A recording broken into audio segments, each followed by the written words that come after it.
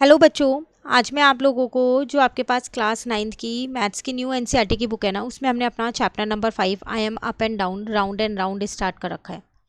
ठीक है, तो आज की क्लास में हम लोग एक्सरसाइज करने वाले हैं। हमने लास्ट क्लास में थ्योरम की थी, तो अब उस पर बेस्ड एक एक्सरसाइज 5.3। देखो, इसके लिए आपको पहले ये थ्योरम आनी चाहिए, थ्योरम 4, जो हमने अपनी लास्ट क्लास में समझ ली है। मिड पॉइंट थ्योरम जो हमने समझी थी, एक बार शॉर्ट में बता देती हूँ कि ये थ्योरम आपको ये बोलती है कि जो यहाँ पर सी एम जो है ये परपेंडिकुलर है इस कॉर्ड पे ए बी के ऊपर। इसका मतलब यहाँ पर 90 डिग्री का एंगल बन रहा है। ठीक है, एम जो है वो मेरा क्या है, यहाँ पर मिड पॉइंट है। तो जो सी एम है सेंटर से ये परपेंडिकुलर डालता है कॉर्ड के ऊपर। ये हमने थ्योरम में समझा था, इसको पूरा प्रूव हमने सीखा हुआ है, चैनल पे अपलोड है, आप वहाँ से कर लेना। आज उससे रिलेटेड क्वेश्चन हम यहाँ करने वाले हैं। जैसे कि क्वेश्चन नंबर 1 है, 3 ही क्वेश्चन है इस एक्सरसाइज में अगर आप देखें तो। ना जो क्वेश्चन नंबर 1 है उसमें आपसे क्या कह रहे हैं यहाँ पर, can you explain why the converse to theorem 4 is true. क्या अगर हम थ्योरम 4 का उल्टा करें, मतलब हमारे को परपेंडिकुलर पता है पहले से ही, हम ये देखेंगे कि वो कॉर्ड को बाइसेक्ट कर रहा है नहीं कर रहा। That is why does the perpendicular from the centre of the circle to a chord to a chord of a circle bisect the chord. तो हम क्या करेंगे इसमें, अब हम उल्टा देखेंगे। अभी हमें पता था कि एम जो है वो मिड पॉइंट है और हमने सी एम को परपेंडिकुलर प्रूव किया था ए बी के ऊपर। अब हमारे को यहाँ पर जो है वो ये गिवन है कि जो हमारे पास सी एम है वो ऑलरेडी परपेंडिकुलर है ए बी के ऊपर। हमें ये प्रूफ करना है कि जो ये एम है वो मिड पॉइंट है। इसका उल्टा प्रूफ करना है मतलब। ठीक है, ज़रूरी नहीं है सेम यही फिगर बनाओ, आप कोई और फिगर बना के भी कर सकते हो। तो चलिए स्टार्ट करते हैं हम अपना। तो पहले मैंने यहाँ पर एक्सरसाइज लिख दी अपनी। तो एक्सरसाइज है मेरे पास ये 5.3 है शायद, हाँ 5.3 है मेरे पास ये एक्सरसाइज। Now answer number 1। तो आपको यहाँ पर एक फिगर ड्रॉ करनी पड़ेगी। तो यहाँ पर मैंने एक सर्कल ड्रॉ कर लिया। ठीक है, यहाँ पर मैंने सेंटर ले लिया ओ। ये वो मेरी कॉर्ड हो गई ए बी। ठीक है, यहाँ पर मैंने एम ले लिया। अब मुझे ये प्रूव करना है कि जो एम है वो इस ए बी का मिड पॉइंट है या नहीं है, ये प्रूव करना है। ठीक है, तो चलो हम यहाँ पर ले लेते हैं कि जो लेट कर लेते हैं कि लेट ए बी जो है वो मेरे पास कॉर्ड है, A be a chord of a circle. ठीक है, विद सेंटर ओ, जिसका सेंटर क्या है ओ है। ठीक है, अब यहाँ पर ओ एम जो है वो परपेंडिकुलर है ए बी के ऊपर, और मुझे यहाँ पर प्रूफ क्या करना है, प्रूफ मुझे यहाँ पर करना है A M is equals to में एम बी होगा। ये मुझे यहाँ पर प्रूफ करना है। ठीक है, अब अगर मैं इन दो ट्राइंगल्स की बात करूँ, इन दो ट्राइंगल्स को मैं कॉन्ग्रुएंट प्रूफ कर सकती हूँ यहाँ पर। तो इन ट्राइंगल ओ एम ए, एक मैंने ये वाला ट्राइंगल ले लिया और एक इसके साइड वाला ले लिया, and triangle O M B. तो इसमें अगर आप देखो, एक तो O A is equal to O B होगा क्योंकि ये दोनों रेडियाई ऑफ द सर्कल है। मैंने यहाँ लिख दिया रेडियाई ऑफ द सर्कल। उसके बाद अगर मैं बाकी चीज़ देखूँ, एक मुझे दोनों में ओ एम जो है वो कॉमन मिल रहा है। तो O M is equals to O M, एक मैं ये लिख सकती हूँ, कॉमन है। दूसरा मुझे पता था कि ये इस पर परपेंडिकुलर है ओ एम ए बी के ऊपर, तो 90 डिग्री का एंगल बन रहा होगा। तो एंगल ओ एम ए जो है वो किसके इक्वल होगा, एंगल ओ एम बी के। रीजन में लिख दिया मैंने ईच 90 डिग्री, क्योंकि हम ऊपर लिख चुके हैं यहाँ पर कि जो ओ एम है वो इस पर परपेंडिकुलर है। तो इसका मतलब यहाँ पर मेरे ये दोनों ट्राइंगल्स कॉन्ग्रुएंट प्रूव हो गए। तो triangle O M A is congruent to triangle O M B. R H S से मेरे कॉन्ग्रुएंट प्रूव हो गए। जैसे ये आर एच एस से कॉन्ग्रुएंट प्रूव हुए, तो मैंने इनकी साइड जो है ए एम और एम बी जो है उन्हें क्या किया, सी पी सी टी से इक्वल कर दिया। A M is equals to M B हो गया सी पी सी टी। और जब ये दोनों साइड इक्वल है तो इसका मतलब क्या है, hence M is the mid point of A B, तभी तो वो इक्वल है। Hence M is the mid point of A B. Clear. तो इसका मतलब अगर सेंटर से कोई परपेंडिकुलर आपने कॉर्ड पे डाला है तो वो उसे इक्वल पार्ट में बाइसेक्ट करेगा ही करेगा। तो ये था आपके पास क्वेश्चन नंबर 1। इस पे बेस्ड आपको ना एक चीज़ यहाँ पर कह रहा है, पहले इसको देखो फिर हम बाकी के दो क्वेश्चंस करेंगे। कह रहा है from question number 1 above we have the following result. तो यहाँ से एक थ्योरम निकल के आ गई, थ्योरम 5। ये इस थ्योरम का कोई प्रूफ नहीं है, इस थ्योरम का प्रूफ यही है जो अभी हमने आंसर किया है। तो अगर इनकेस एग्जाम में आपके पास ये वाली थ्योरम आती है तो आपको इसमें आंसर नंबर 1 करना है जो अभी हमने सॉल्व किया है। The perpendicular from the centre of the circle to a chord of a circle bisect the chord. अगर आप किसी एक कॉर्ड पे सेंटर से परपेंडिकुलर डालते हो तो वो उसे बाइसेक्ट करेगी, ठीक है। और अगर ये प्रूफ करने के लिए आता है तो जो ये सॉल्यूशन हमने किया है ये पूरा सॉल्यूशन आपको कर देना है। क्लियर? चलिए नेक्स्ट आते हैं क्वेश्चन नंबर 2 पे। Now N isosceles triangle ABC is inscribed in a circle with AB is equal to AC. Show that the altitude from A to BC passes through the center of the circle.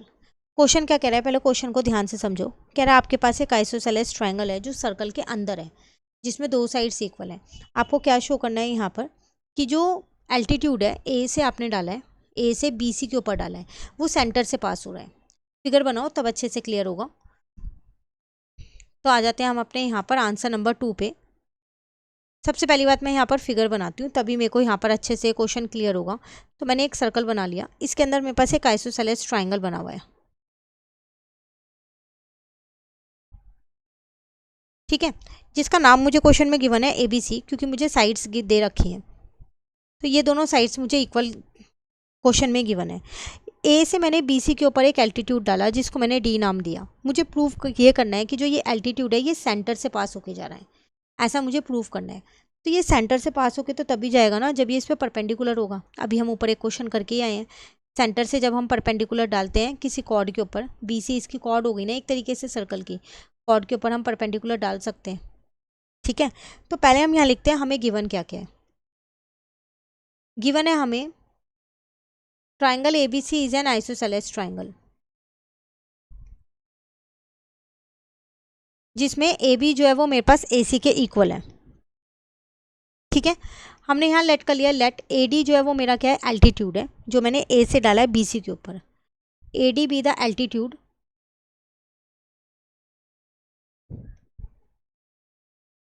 From A to BC। तो इसका मतलब मैं ये कह सकती हूँ यहाँ पर कि जो AD है वो परपेंडिकुलर है BC के ऊपर, ठीक है। प्रूव मुझे करना है कि जो AD वाली लाइन है वो सेंटर से पास हो रही है। क्लियर? चलो प्रूव करते हैं नाउ। अब मैं अपने ये दो ट्राइंगल्स ले लेती हूँ। एक ट्राइंगल मैंने ले लिया अपना ABD और दूसरा ट्राइंगल मैंने ले लिया अपना यहाँ पर ACD, ठीक है। इसमें मुझे एक चीज़ तो गिवन ही है, मैंने कॉन्ग्रुएंट प्रूफ कर दूँ। AB is equal to AC है, ये गिवन है क्योंकि ये मेरे पास आइसोसेलेस ट्राइंगल था तो इसकी दो साइड गिवन थी। एक AD दोनों में मेरे पास कॉमन है, ठीक है। और जब ये एल्टीट्यूड डाला है तो ऑब्वियस सी बात है ये 90 डिग्री का एंगल बना रहा होगा यहाँ पर। तो फिर मैं यहाँ पर लिख सकती हूँ अपना कि जो मेरा एंगल ADB है वो किसके इक्वल होगा, यहाँ पर दूसरे वाले एंगल के इक्वल, क्योंकि ईच 90 डिग्री है। तो दूसरा एंगल है मेरे पास यहाँ पर ADC, यहाँ लिख दिया मैंने ईच 90 डिग्री। तो इसका मतलब ट्राइंगल ABD जो है वो कॉन्ग्रुएंट प्रूव होता है ट्राइंगल ACD के RHS से। जैसे ये कॉन्ग्रुएंट प्रूव होते हैं, मैंने क्या किया, BD को DC के इक्वल कर दिया। BD इज इक्वल्स टू में DC कर दिया CPCT से, corresponding part of congruent triangle, कर सकते हैं ना। तो इसका मतलब जो AD वाली लाइन है वो बाइसेक्ट कर रही है BC को और D उसका मिड पॉइंट हो गया। तो इट मीन्स AD जो है वो क्या कर रही है यहाँ पर, बाइसेक्ट BC। अब AD जो है वो परपेंडिकुलर डाला था आपने BC के ऊपर और वो उसे बाइसेक्ट भी कर रही है, तो इसका मतलब वो परपेंडिकुलर बाइसेक्टर हो गया, है ना। तो since AD is perpendicular to BC थी पहले,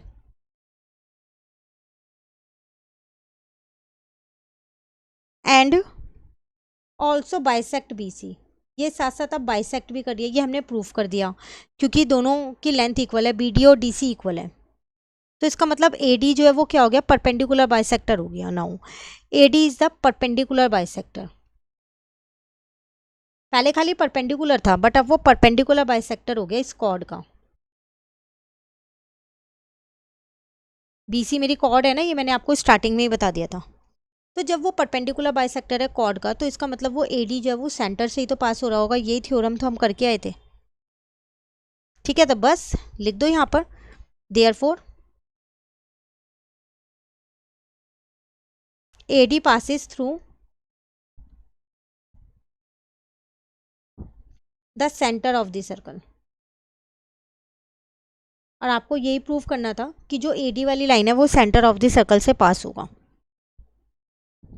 हैंस द एल्टीट्यूड जो आपने ए से डाला था बी सी के ऊपर, from A to B C passes through the center of the circle.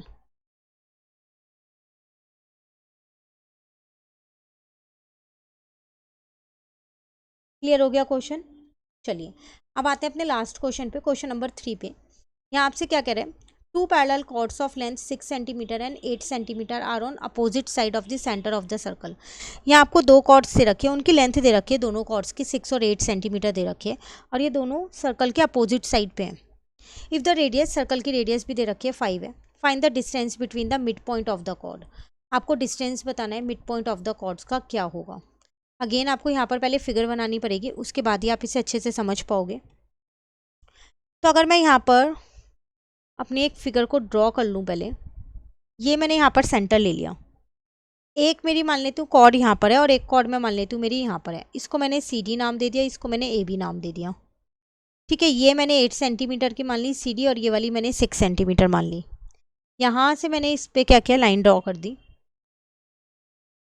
इसको एम नाम दे दिया। ठीक है, इसको एन नाम दे दिया, कुछ भी दे सकते हो। इसको ज्वाइन कर दिया ऐसे, सिमिलरली इसको भी ज्वाइन कर दिया, सेंटर को ओ नाम दे दिया। रेडियस मुझे क्वेश्चन में कह रहा था 5 सेंटीमीटर है, तो ये रेडियस ही तो है, तो ये भी 5 हो गई, ये भी 5 हो गई। यहाँ तक क्लियर हो गया? अब जो एम है वो मेरा मिड पॉइंट है ए बी का, तो इसका मतलब मैं ए एम कह सकती हूँ 3 सेंटीमीटर और एम बी भी कह सकती हूँ 3 सेंटीमीटर है।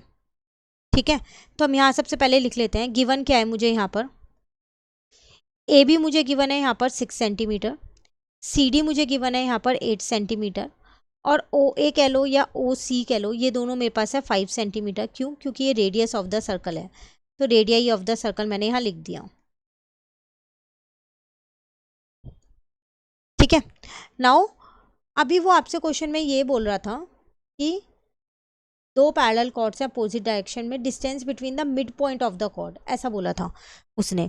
तो इसका मतलब जो ओ से आपने एम डाला है इस पे, ये परपेंडिकुलर है ना, the perpendicular from the centre O to the chord A B and C D, bisect करेगा उस कॉर्ड को।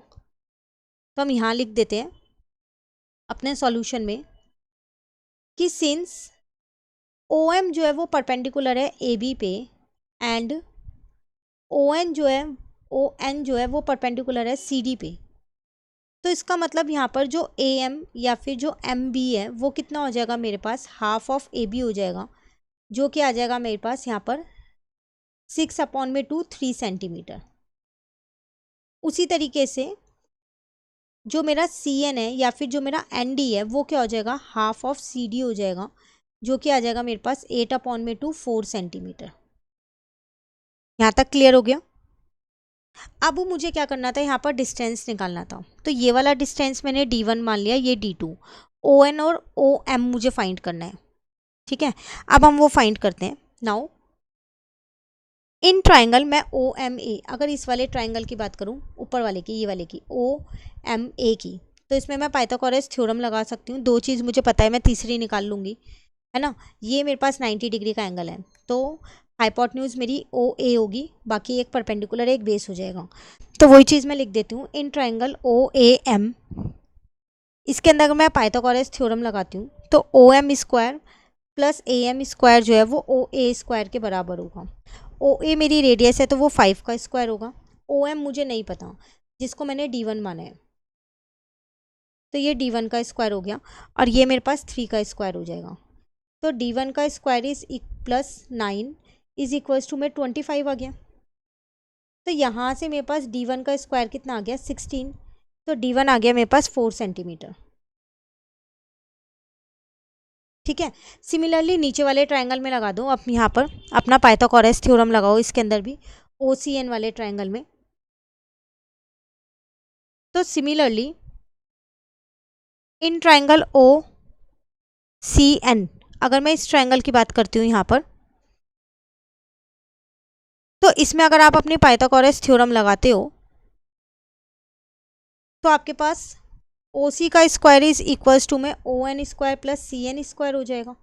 देख लो एक बार ये आप अपनी फिगर में, ओ सी ये 90 डिग्री बना रहे हैं, तो ये आपकी हाइपोटेन्यूज हो गई, ये परपेंडिकुलर हो गया, ये बेस हो गया। आपने ओ एन को तो 2 माना है, ओ सी आपको 5 गिवन है क्योंकि रेडियस है, ओ एन को आपने D2 माना है, D2 का स्क्वायर, सी एन आपके पास कितनी है यहाँ पर 4 क्योंकि 8 का हाफ किया था, तो 25 इज इक्वल्स टू में D2 स्क्वायर प्लस 4 4 जा 16 हो गया। तो यहाँ आ गया 25 माइनस का 16 इज इक्वल्स टू में D2 का स्क्वायर, तो D2 का स्क्वायर कितना आ गया 9, तो यहाँ से D2 निकल के आ गया मेरे पास 3 सेंटीमीटर।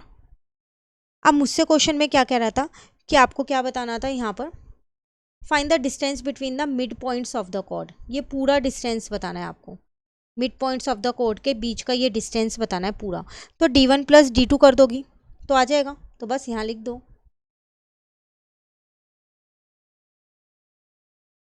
डिस्टेंस बिटवीन द या बिटवीन देयर मिड पॉइंट्स, तो वो हो जाएगा D1 प्लस D2। तो इसका मतलब एक आपने 4 निकाला, एक आपने 3 निकाला, तो डिस्टेंस आ गया आपके पास 7 सेंटीमीटर। क्लियर? ये था क्वेश्चन नंबर 3 आपका जो कंप्लीट हो गया। इसी के साथ हमारी एक्सरसाइज कंप्लीट हो गई है। थ्योरम 5 इसमें अच्छे से देख लेना क्या है। क्वेश्चन नंबर 1 में आपको थ्योरम 5 एक तरीके से वहाँ पर यूज़ हो रही है। ठीक है, मिलते हैं नेक्स्ट क्लास में नेक्स्ट टॉपिक के साथ। Thank you.